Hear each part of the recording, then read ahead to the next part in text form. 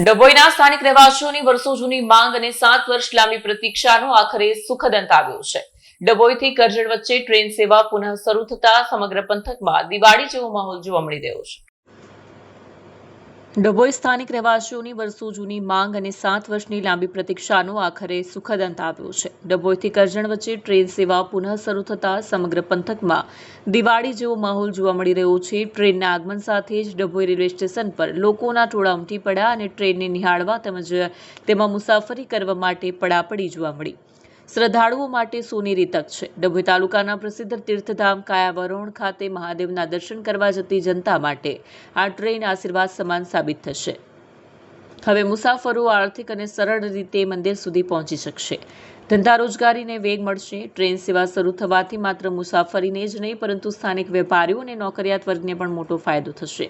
અવરજવર વધવાથી આસપાસના ગામડાઓના નાના ધંધાદારીઓ માટે રોજગારીની નવી તકો ઊભી થશે. છેલ્લા 7 વર્ષથી બંધ પડેલો આ રૂટ ચાલુ થતાં ડભોઈ, કરજણ અને માર્ગમાં આવતા તમામ ગામડાઓમાં ખુશીની લહેર દોડી ગઈ છે. વિડીયો જર્નાલિસ્ટ ફઝલ રઝા ખત્રી સાથે સત્યા ટીવી ન્યૂઝ, ડભોઈ.